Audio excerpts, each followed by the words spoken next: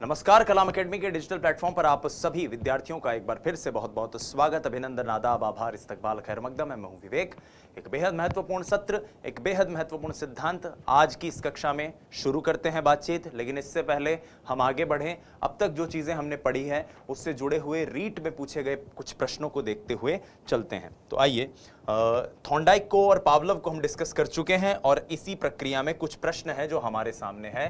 पहला प्रश्न है कि सकारात्मक और नकारात्मक उत्तेजनाएं, यानी वातावरण की वो सारी उत्तेजनाएं, घटनाएं जो आपके व्यवहार को प्रभावित करती हैं, कौन सा मनोवैज्ञानिक परिप्रेक्ष्य इस तरह की प्रेरणा की बात करता है।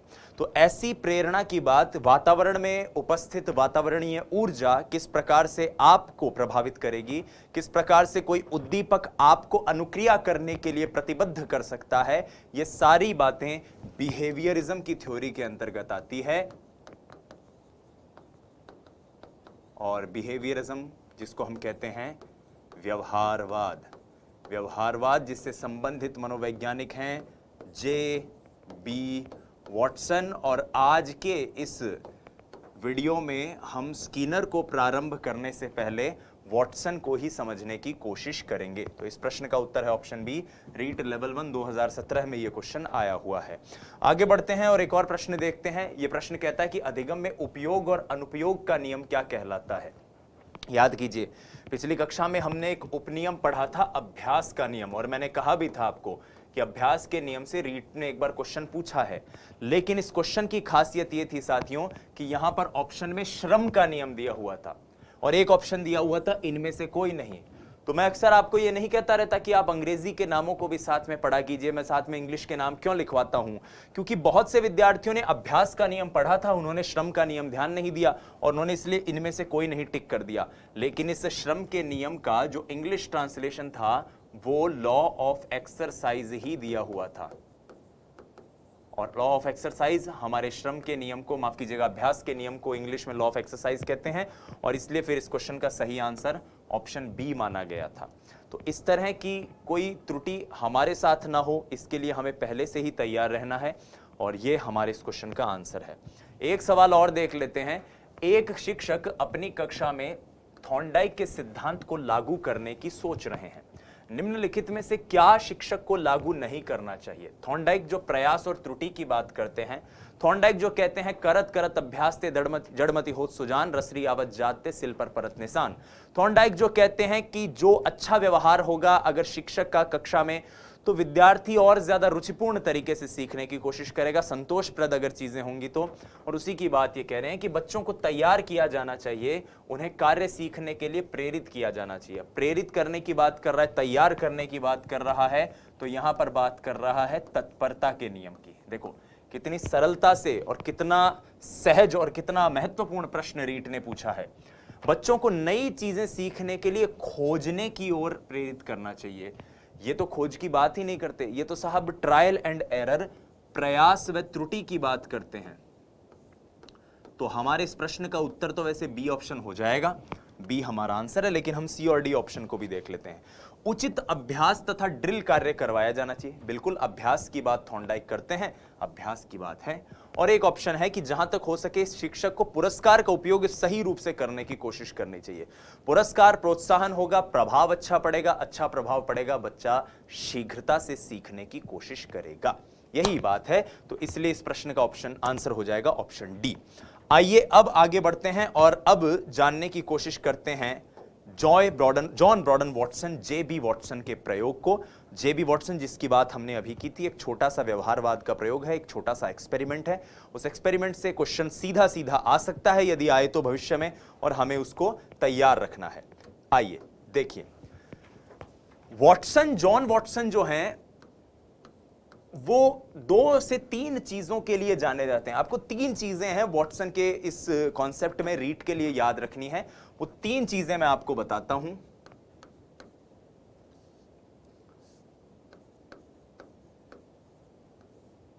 पहला, मनोविज्ञान के विभिन्न संप्रदायों में एक संप्रदाय काफी ज्यादा चर्चा में रहा जो कि प्रकार्यवाद और आपके स्ट्रक्चरिज्म के विरोध में, फंक्शनलिज्म स्ट्रक्चरिज्म के विरोध स्वरूप जो आया था और जो व्यक्ति के बाहरी व्यवहार के अध्ययन की बात करता था, उस सिद्धांत का नाम है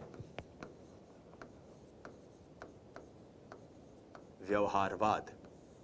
और इस व्यवहारवाद के जनक कौन थे? व्यवहारवाद के जनक थे जॉन ब्रॉडन वॉटसन। तो पहला पॉइंट जो आपको वॉटसन के लिए याद रखना है वो ये कि इन्हें व्यवहारवाद के जनक के रूप में जाना जाता है।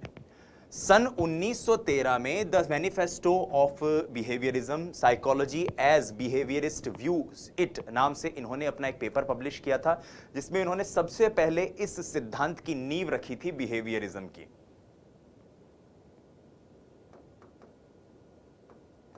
और इसी में इन्होंने पावलव के अधिगम के सिद्धांत को, जो कि करीब 10 साल पहले आ चुका था, उस सिद्धांत को इन्होंने पुष्टि करी उसकी और कहा कि यह सीखने का सबसे प्राचीनतम सिद्धांत हो सकता है जो हमारे बिहेवियरिज्म को फॉलो करता है। और यहां से एक नई यात्रा, एक नई चर्चा, एक नया संवाद मनोविज्ञान के विषय में, मनोविज्ञान की दुनिया में शुरू हुआ। और स्वयं वॉटसन ने भी इसके समर्थन के लिए एक प्रयोग किया जिसे लिटिल अल्बर्ट एक्सपेरिमेंट कहते हैं। लिटिल अल्बर्ट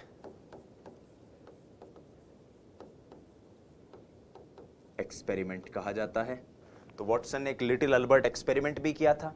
वॉटसन का जो ये सिद्धांत है, वॉटसन की जो ये पूरी थ्योरी है, ये थ्योरी बताती है कि मनुष्य का जो प्रेक्षणीय व्यवहार है,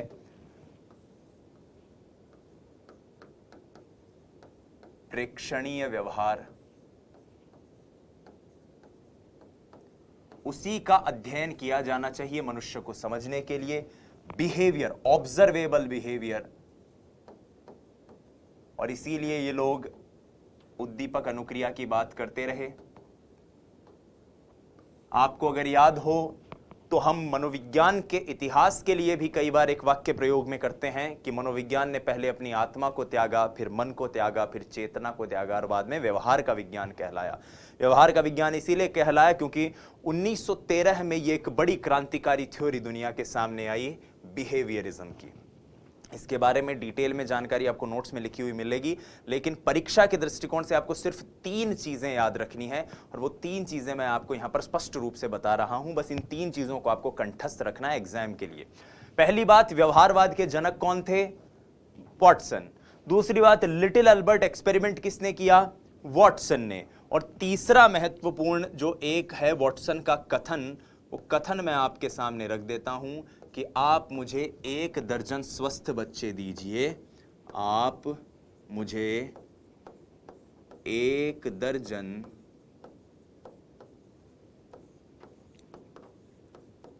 स्वस्थ बच्चे दीजिए, मैं उन्हें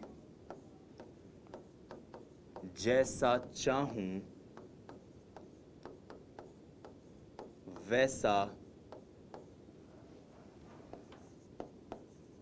बना सकता हूं। 1 दर्जन स्वस्थ बच्चे दीजिए, मैं जैसा चाहूं उन्हें वैसा बना सकता हूं। यह कथन किसका दिया हुआ है? यह कथन है वॉटसन का। और इस कथन से आपको एक बात पता चल रही होगी कि वॉटसन वातावरण की भूमिका को महत्वपूर्ण मानते हैं और वंशक्रम की भूमिका को नकार देते हैं। वातावरण को तो टिक कर सकते हैं अपन, और वंशक्रम की भूमिका को इन्होंने क्या कह दिया? नकार दिया। वंशक्रम की भूमिका को नकार दिया। ठीक है, आप मुझे 1 दर्जन स्वस्थ बच्चे दीजिए, मैं उन्हें जैसा चाहूं वैसा बना सकता हूं। अब वॉटसन को समझने के लिए हमें इस लिटिल अल्बर्ट एक्सपेरिमेंट को जानना होगा। यह लिटिल अल्बर्ट एक्सपेरिमेंट क्या है साथियों? अनुबंधन की जो बात इससे पहले पावलव कर चुके थे, उसी अनुबंधन को समझाने के लिए वॉटसन ने एक 11 महीने के बच्चे पर प्रयोग किया। अब इस कॉन्सेप्ट को लेकर कई विद्यार्थियों में, मनोविज्ञान की कई पुस्तकों में भी यहां तक कि एक कॉन्सेप्ट है जो गलत छपा हुआ रहता है, और वो ये कि वॉटसन ने ये प्रयोग अपने बच्चे पर किया था, अपने बेटे पर किया था, जबकि ये तथ्य सरासर निराधार है, गलत है। वॉटसन जॉन हॉपकिंस यूनिवर्सिटी के प्रोफेसर थे और उन्होंने ये प्रयोग अपने बेटे पर नहीं किया, बल्कि उन्होंने ये प्रयोग उस हॉस्पिटल में रहने माफ कीजिएगा, यूनिवर्सिटी में के अस्पताल में रहने वाली एक नर्स जिनका नाम एरिना मारिते था, एरिना मारिते के बेटे डगलस के ऊपर किया था। और डगलस जो है उसको इस एक्सपेरिमेंट में इस्तेमाल करने के लिए वो रोज एरिना मारिते को $1 भी दिया करते थे। अब मैं ये आपको कुछ ऐतिहासिक जानकारियां इसलिए बता रहा हूं क्योंकि जब हम दंभ भरते हैं कि हम मनोविज्ञान के विद्यार्थी हैं, जब हमें लगता है कि हम मनोविज्ञान को पढ़ रहे हैं, तो हमें कुछ इस तरह की चीजें जो फैक्चुअली करेक्ट हैं ये पता होनी चाहिए। परीक्षा से भले इनका लेना देना नहीं हो, लेकिन फैक्चुअल इंफॉर्मेशन हमारे पास कभी भी गलत नहीं होनी चाहिए। और जॉन हॉपकिंस यूनिवर्सिटी के प्रोफेसर वाटसन का जब ये प्रयोग दुनिया के सामने आया, और आज की तारीख में भी क्लिनिकल और काउंसलिंग साइकोलॉजी को पढ़ने वाले बहुत से विद्यार्थी ये बात मानते हैं कि मनोविज्ञान के इतिहास में जो सबसे क्रूरतम प्रयोग हुए हैं, जिसमें जैसे एक स्टैनफोर्ड प्रिजन एक्सपेरिमेंट भी है जिसके अंदर ये एक्सपेरिमेंट है, ये सब मनोविज्ञान के इतिहास में क्रूरतम एक्सपेरिमेंट माने गए हैं, क्योंकि इन्होंने एक तरह से एक बच्चे का, छोटे से शिशु का, 11 महीने का बच्चा कितना सा होता है, उस बच्चे का प्रयोग किया था, उसको काफी यातनाएं दी थी, काफी यंत्रणाएं दी थी। अब क्या था ये प्रयोग, आइए जानने की कोशिश करते हैं। तो वाटसन का जो ये प्रयोग था, ये एक छोटे से अबोध बच्चे पर था जिसका नाम था डगलस, और जिसका उन्होंने क्लिनिकल नाम क्या रखा, उन्होंने क्लिनिकल नाम रखा उसका अल्बर्ट। अब ये अल्बर्ट के साथ क्या प्रयोग करते हैं वाटसन, आइए जानने की कोशिश करते हैं। वाटसन इस प्रयोग में एक बच्चे को पहले एक खरगोश के साथ खेलने के लिए देते हैं। एक बच्चा जो एक खरगोश के साथ, एक फर वाले जानवर के साथ खेलता है। आपको जो ये इस वक्त ये फुटेज दिख रही है, ये एक्चुअल फुटेज है इस एक्सपेरिमेंट की। जो शख्स यहां पर आपको दिख रहे हैं बैठे हुए, यही जेबी वॉटसन हैं। तो जेबी वॉटसन एक बच्चे को एक जानवर के साथ खेलने देते हैं। छोटा बच्चा, आप भी जानते हैं, खरगोश हो, कुत्ता हो, चूहा हो, फर वाले जो ये गुड्डे वगैरह, उनके साथ खेल के बड़ा खुश महसूस करता है। कालांतर में आपको पीछे यहां पर एक महिला बैठी हुई दिखाई दे रही होंगी। ये जो महिला है, इनका नाम है रेने। रेने वॉटसन की असिस्टेंट थी, और रेने को एक बात कही गई कि ये जो बच्चा जिस तरह से एक जानवर के साथ खेल रहा है, जब भी ये जानवर को छुए, जब भी ये जानवर को पकड़े, इस बच्चे को डराओ। डराओ का मतलब क्या है कि रेने पीछे से एक स्टील की बड़ी सी रॉड लेकर, एक स्टील का एक हथौड़ा लेकर, जैसे ही बच्चा खेलता, बच्चे के कान के पास में जोर से एक आवाज करती, बच्चा उससे डर जाता, बच्चा उससे डर जाता। कालांतर में जब जब बच्चे ने उस पशु को, उस जानवर को छूने की कोशिश करी, बच्चे के सामने जोर से, तेज आवाज से उस हैमर को स्ट्राइक किया गया, बच्चा डरा, बच्चा बार बार डरने लगा, बच्चा जोर से डरने लगा, और अंत में यह देखा गया कि बच्चा उस जानवर से डरने लग गया। बच्चा उस जानवर से डरने लग गया, यहां तक कि ऐसा भी देखा गया कि केवल उसी जानवर से नहीं, फर वाले प्रत्येक जानवर से डरने लगा। आप देखिए, अब इस बच्चे के सामने जब इस खरगोश को लाया जा रहा है, तो बच्चा दूर जाने की कोशिश कर रहा है, बच्चा दूर भागने की कोशिश कर रहा है वाटसन साहब जब खरगोश को ला रहे हैं। तो आप देखिए, एक प्रयोग के लिए एक बच्चे को डराना किस हद तक जायज है, यह चर्चा चली। यहां वाटसन साहब खुद एक मुखौटा लेकर बच्चे को डरा रहे हैं, और बच्चा दूर भागने की कोशिश कर रहा है। ये कुछ एक्सपेरिमेंटल डेटा थे जो इस एक्सपेरिमेंट के अंदर यूज हुए, और जिनके जरिए यह प्रयोग काफी ज्यादा चर्चा में आया। ये आप एक्चुअल कुछ फुटेज देख सकते हैं। देखिए, वाटसन साहब की जो, और उनकी असिस्टेंट जो है रेने। सन 1927 के लगभग वाटसन साहब को विश्वविद्यालय से निकाल भी दिया गया। बहरहाल वो एक अलग चीज है, लेकिन हमारे प्रयोग के लिए जो सबसे इंपॉर्टेंट चीज है वो ये एक्सपेरिमेंट है कि एक बच्चा, अनुबंधन में 3 चीजें थी। क्या? पहले कोई अनुक्रिया नहीं हो रही थी, फिर बार बार अनुबंधन हुआ, और चीजें बार बार एक साथ हुई, अनुबंधन हुआ, और बाद में अनुक्रिया होने लग गई।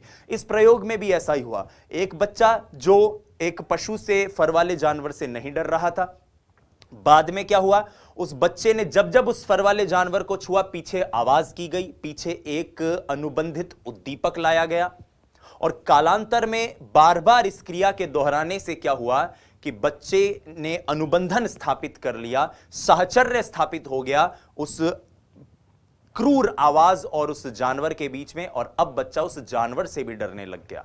जो उस आवाज से डर रहा था वो डर अब जानवर के प्रति आ गया, जानवर को छूने से डरने लग गया। केवल जानवर ही नहीं, सभी फर वाली वस्तुओं को छूने से डरने लग गया बच्चा।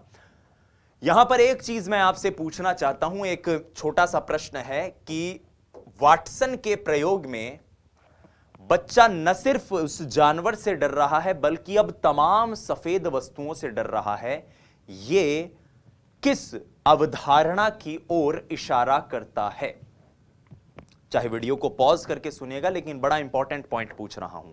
वाटसन के प्रयोग में वो बच्चा जो पहले केवल जानवर से डर रहा था, अब वो तमाम सफेद फर वाली वस्तुओं से डर रहा है। ये किस ओर इशारा हो रहा है? तो इस तथ्य का, इस सवाल का जवाब है क्या? सामान्यीकरण। आपको याद हो तो हमने उद्दीपन सामान्यीकरण नाम का एक कथन पढ़ा था कि एक जैसे उद्दीपकों के लिए एक जैसी अनुक्रिया, वही सामान्यीकरण वाटसन के प्रयोग में भी दिखाई देता है। बस यही बात है, यही तीन चीजें हैं जो वाटसन के बारे में जाननी है। व्यवहारवाद के जनक लिटिल अल्बर्ट एक्सपेरिमेंट, उनका कथन और व्यवहारवाद से जुड़े हुए कुछ महत्वपूर्ण बिंदु कि भाई वातावरण की भूमिका को मानता है, वंशक्रम को नकारता है, प्रेक्षणीय व्यवहार की बात करता है, उद्दीपक अनुक्रिया की बात करता है। ये तमाम चीजें और इस प्रयोग से जुड़ा हुआ तमाम डेटा आपको जो नोट्स साथ में अपलोड किए गए हैं उनमें लिखा हुआ मिल जाएगा, तो आप वहां से डाउनलोड करके पढ़ सकते हैं, देख सकते हैं। हालांकि प्रतियोगिता परीक्षा के लिए, ऑब्जेक्टिव क्वेश्चंस के लिए जो तीन चीजें आपको याद रखनी है वो है व्यवहारवाद के जनक नंबर 1, लिटिल अल्बर्ट एक्सपेरिमेंट किया नंबर 2, कथन उनका क्या है नंबर 3, और सबसे इंपॉर्टेंट एक और चीज, अगर पूछ लिया जाए, एकदम डिफिकल्ट ही क्वेश्चन उसको बनाना हो कि वाटसन का यह प्रयोग पावलोव की किस अवधारणा की ओर संकेत करता है? सामान्यीकरण की ओर, उद्दीपन सामान्यीकरण की ओर। तो ये हमने सीखने के व्यवहारवादी सिद्धांतों में वाटसन के प्रयोग को देखा। अब सीखने के व्यवहारवादी सिद्धांतों में एक और सिद्धांत है जो बड़ा महत्वपूर्ण है, और वो है बीएफ स्कीनर का सिद्धांत, जिसे क्रिया प्रसूत अनुबंधन का सिद्धांत भी कहते हैं। बीएफ स्कीनर का सिद्धांत, जो कि एक ऐसे महानतम मनोवैज्ञानिक का सिद्धांत है जिन्होंने अपनी रिसर्च के बाद ऐसा कह सकते हैं कि व्यवहारवाद की दुनिया में तहलका मचा दिया। मैं एक बात अक्सर अपने विद्यार्थियों को बताता रहता हूं कि सन 2002 में बीते 100 साल के जो सबसे महानतम मनोवैज्ञानिक हुए हैं, 2020 नहीं, माफ कीजिएगा 2002, उनका एक साइटेशन पब्लिश हुआ था कि कौन पिछले 100 साल के सबसे महानतम मनोवैज्ञानिक हुए हैं। उस साइटेशन में जो मनोवैज्ञानिक दुनिया के सर्वश्रेष्ठ मनोवैज्ञानिक घोषित किए गए थे वो स्किनर साहब थे। स्किनर साहब के प्रयोग को आइए जानने की कोशिश करते हैं कि क्या है ये प्रयोग। लेकिन इससे पहले मैं स्क्रीन पर आपको स्किनर साहब की एक तस्वीर दिखाना चाहूंगा। तो ये स्किनर साहब की एक तस्वीर इस वक्त आप देख रहे हैं, और आइए अब स्किनर के क्रिया प्रसूत अनुबंधन को समझते हैं। सबसे पहले जानने की कोशिश करते हैं कि ये क्रिया प्रसूत अनुबंधन का सिद्धांत आखिर क्या है। तो स्किनर साहब ने दो प्रकार के व्यवहारों की बात कही। सबसे पहले उन्होंने एक व्यवहार की बात कही जिसे उन्होंने कहा प्रतिक्रियात्मक।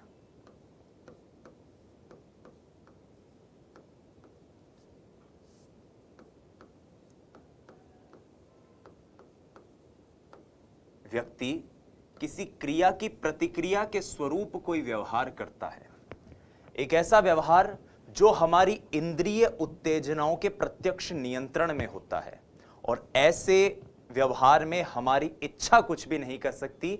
यह एक तरह का अनैच्छिक व्यवहार है। तो मैं यहां पर एक बात आपको समझाने के लिए लिख सकता हूं, इंद्रिय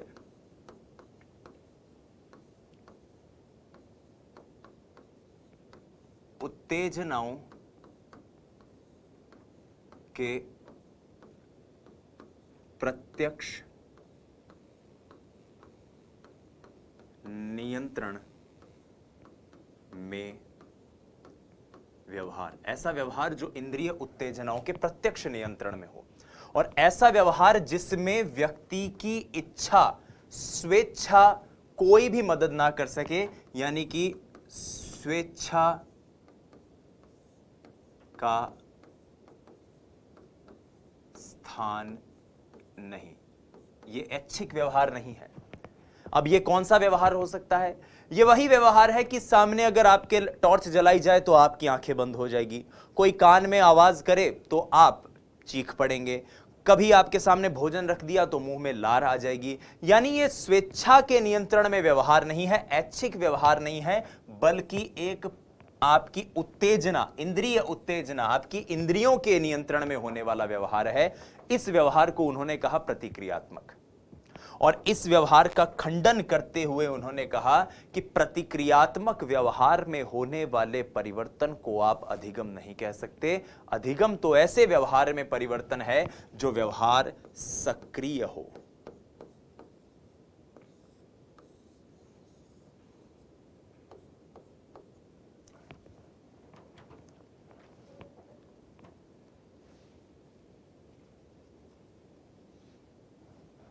तो सक्रिय व्यवहार कौन सा होगा? सक्रिय व्यवहार वो होगा, ऐसा व्यवहार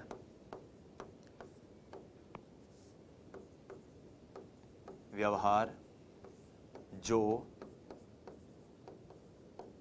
इंद्रिय उत्तेजना के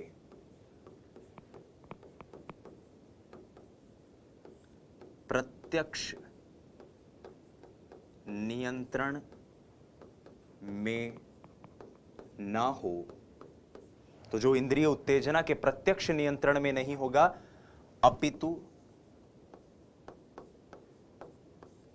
जिसमें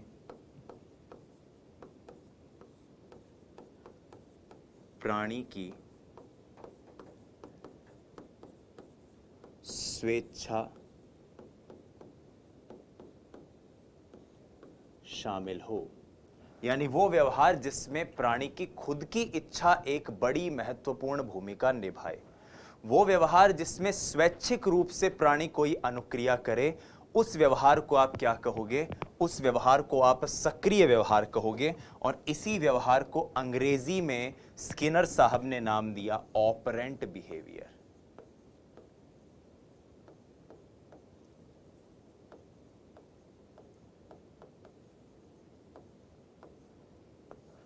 ऑपरेंट बिहेवियर।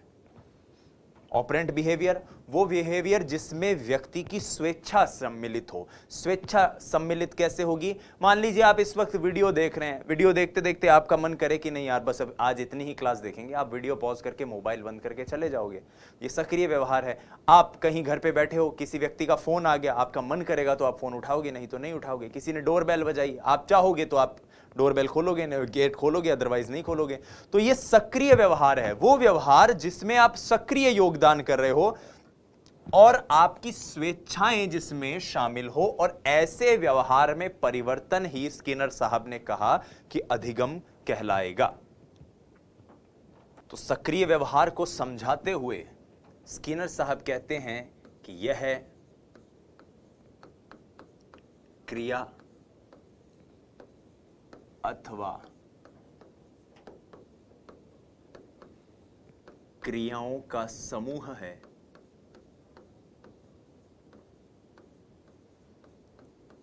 जिसका उद्देश्य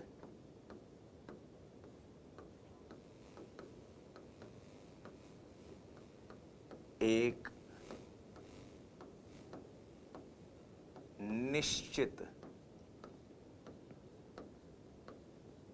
लक्ष्य की प्राप्ति है। यह एक व्यवहार है जिसके द्वारा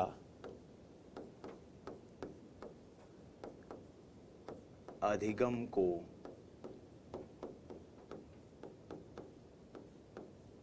बारंबारी बनाया जाता है। इसके अलावा यह सिद्धांत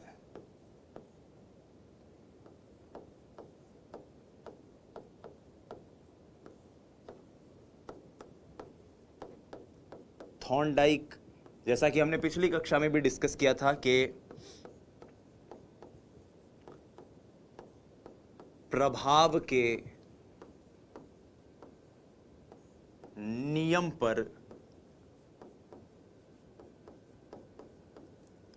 आधारित है, और क्योंकि थॉर्नडाइक ये कहते थे कि बालक के द्वारा किए गए व्यवहार का प्रभाव अगर उस पर सकारात्मक पड़ेगा, संतोषजनक पड़ेगा, तो वो उस व्यवहार को बार बार दोहराएगा।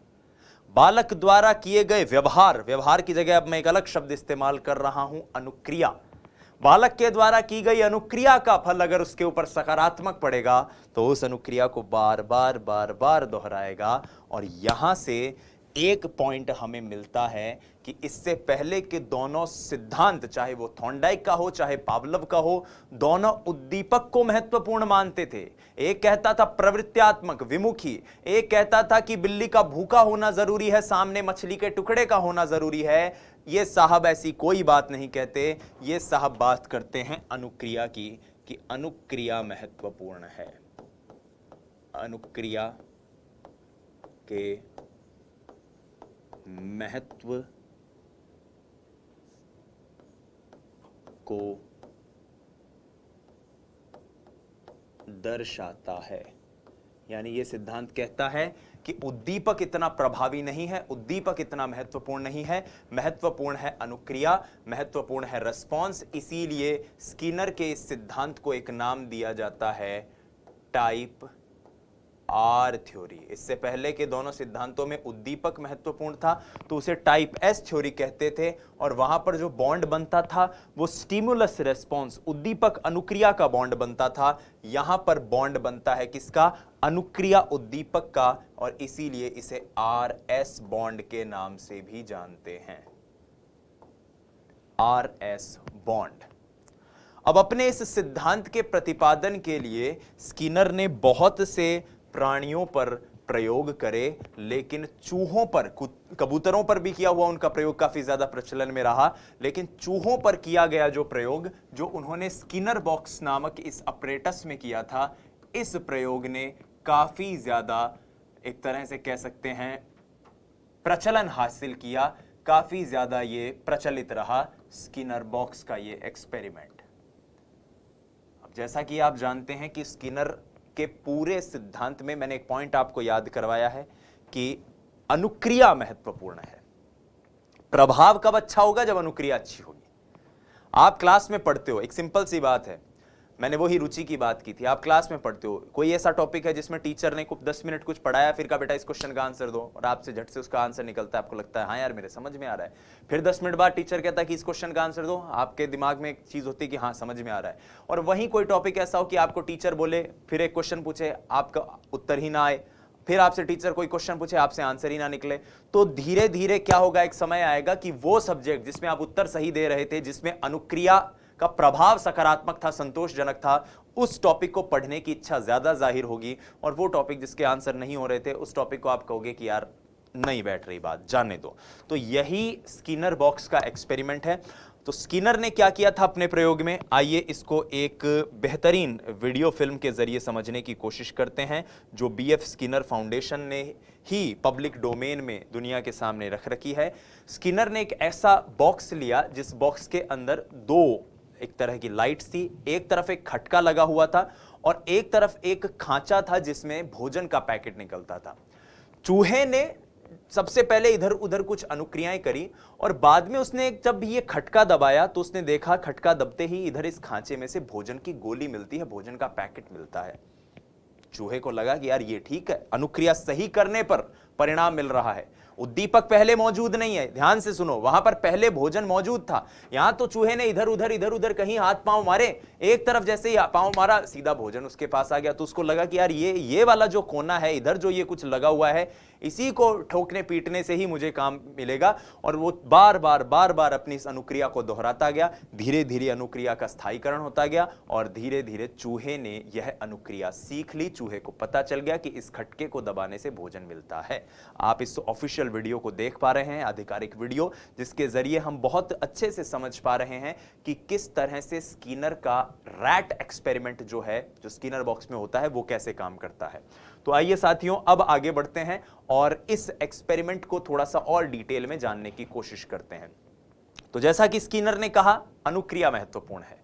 शुरुआत में बच्चे के सामने कोई ऐसा तत्व मौजूद, माफ कीजिएगा, चूहे के सामने कोई ऐसा तत्व मौजूद नहीं था कि उसे पता चले कि यहां पर कहीं भोजन की व्यवस्था है भी। वो इधर उधर हाथ पांव मारता रहा, अनुक्रिया करता रहा। जैसे ही सही अनुक्रिया मिली, सही अनुक्रिया मिलते ही उसे भोजन मिला, सही अनुक्रिया का प्रभाव अच्छा आया और सही अनुक्रिया को उसने बार बार दोहराने की कोशिश करी। यही स्किनर का एक्सपेरिमेंट है। और स्किनर के इस प्रयोग को आपको जो नोट्स दिए जा रहे हैं, उन नोट्स में बहुत डिटेल में लिखा हुआ मिल जाएगा। मैं यहां पर आपको स्किनर के प्रयोग के कुछ अन्य नाम बताने की कोशिश करता हूं। एक नाम इसका आप जानते ही है, क्रिया प्रसूत अनुबंधन। क्रिया प्रसूत अनुबंधन। क्रिया प्रसूत अनुबंधन इसे क्यों कहा जाता है दोस्तों? इसे क्रिया प्रसूत अनुबंधन इसलिए कहा जाता है क्योंकि प्रसूत का मतलब होता है डिलीवर करना, कोई चीज देना, कोई चीज मिलना, प्राप्त होना। आपके क्रिया के फलस्वरूप आपको कोई चीज मिल रही है। आपको भोजन कब मिला? जब आपने सही क्रिया करी।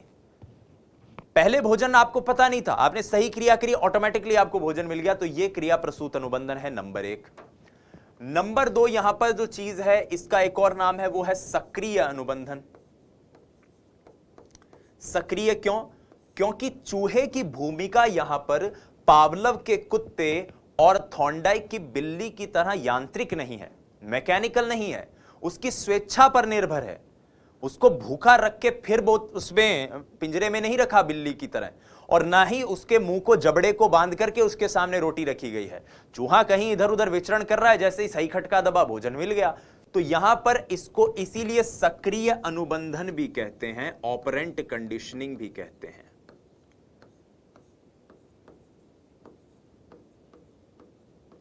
Operant conditioning. एक नाम इसका जो और बड़ा प्रचलित रहता है, वो नाम है इसका साधनात्मक अनुबंधन या साधनात्मक अधिगम। साधनात्मक अनुबंधन, अधिगम, कुछ भी कह सकते हैं। अब साधनात्मक क्यों? क्योंकि चूहे के द्वारा जो क्रिया करी जा रही है, वो एक साधन है किस चीज को प्राप्त करने का? भोजन प्राप्त करने का। चूहा खटका दबाएगा और उससे उसको भोजन मिलेगा। इसलिए इसको कई पुस्तकों में साधनात्मक अनुबंधन, इंस्ट्रूमेंटल कंडीशनिंग भी कहते हैं। एक नाम और इसका बड़ा प्रचलन में आता है और वो नाम होता है इसका नैमित्तिक अनुबंधन, नैमित्तिक अधिगम भी कई किताबों में लिखा जाता है। नैमित्तिक का मतलब है निमित्त मात्र।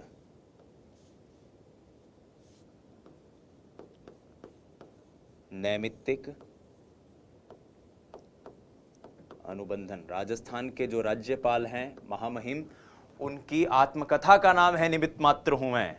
तो वही निमित्त का मतलब है कि भाई मैं तो एक जरिया हूं, मैं तो एक जरिया हूं, मैं कोई खुद वो कार्य करने वाला नहीं हूं, मैं तो एक तरीका हूं जिससे आप इस कार्य को कर सकते हो। निमित्त का मतलब होता है जरिया, ठीक है। और जरिया की बात ही यहां पर हो रही है कि भाई साहब, भोजन प्राप्त करने का एक जरिया है क्या?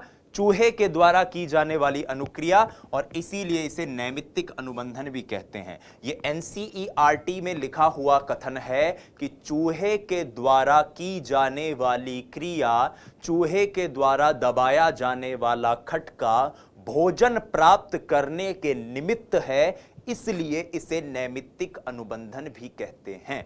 इसके दो अन्य नाम हमने यहां पर देखे, टाइप आर और आरएस बॉन्ड, ये भी आप याद रखिएगा। एक चीज आप नोट करके लिखिएगा, इस चीज को आप याद रखिएगा, ये एनसीईआरटी में दिया हुआ है और ये कभी ना कभी प्रश्न के रूप में आ भी सकता है कि अक्सर बच्चे रसोई में कहीं मिठाई अगर छुपा के रख दी है मम्मी ने, तो किधर कुधर इधर उधर हाथ पैर मारते रहते हैं और अंततः उनको मिठाई मिल जाती है। उनको बस ये नहीं पता होता कि मिठाई है, वो कहीं ना कहीं ढूंढते रहेंगे तो किसी न किसी रूप में उनको मिल जाएगी। तो बच्चों का इस तरह से मिठाई को ढूंढना भी स्किनर के क्रिया प्रसूत अनुबंधन पर आधारित है। और बच्चे अक्सर ये टीवी, कैमरा, मोबाइल, रिमोट आदि चलाना जो सीखते हैं, ये भी नैमित्तिक अनुबंधन के ऊपर ही आधारित है। तो इसमें दो चीजें आपको याद रखनी है, क्या कि ढूंढकर मिठाई खाना, बच्चों का ढूंढकर मिठाई खाना, ये एनसीईआरटी में लिखा हुआ लाइन है, एनसीईआरटी में एग्जाम्पल दिए हैं इसके। ढूंढकर मिठाई खाना और टीवी, रेडियो, मोबाइल चलाना, ये सब बच्चे कैसे सीखते हैं? ये सब बच्चे इसी स्किनर के क्रिया प्रसूत अनुबंधन के आधार पर सीखते हैं। तो क्रिया प्रसूत अनुबंधन को हमने यहां पर समझने की कोशिश करी। अब क्रिया प्रसूत अनुबंधन के संबंध में स्किनर साहब दो महत्वपूर्ण बात कहते हैं। उन महत्वपूर्ण बातों को आइए जानने की कोशिश करते हैं। दो नहीं, मतलब तीन महत्वपूर्ण बात करी है स्किनर साहब ने क्रिया प्रसूत अनुबंधन को लेकर। वो तीन महत्वपूर्ण बातें क्या हैं हम जानते हैं, उसके बाद इस वीडियो को हम विराम देने की कोशिश करेंगे।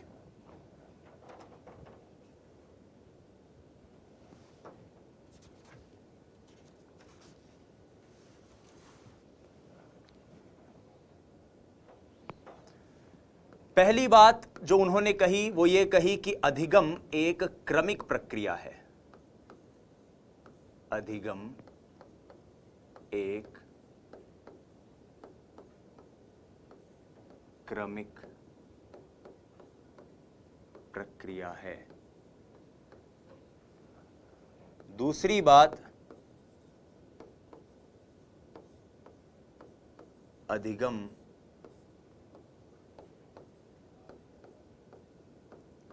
प्रयासों से बढ़ता है। भाई बार बार प्रयास करोगे तो बढ़ेगा, जाहिर सी बात है। यहां पर इसका मतलब ये नहीं कि प्रयास त्रुटि वाली बात हो रही है। यहां कह रहा है कि आपके सामने उद्दीपक नहीं है, आप सक्रिय रूप से अगर प्रयास करोगे तो जाहिर सी बात है कि आप चीजों को अच्छे से कर पाओगे। और अंत में इसमें एक पॉइंट है कि पुरस्कार या पुनर्बलन। अब ये पुनर्बलन की अवधारणा क्या है इसको समझेंगे। पुरस्कार या पुनर्बलन अनुक्रिया को शक्तिशाली बनाता है। शक्तिशाली बनाता है। पुनर्बलन, जिसको हम अंग्रेजी में कहते हैं रीइंफोर्समेंट,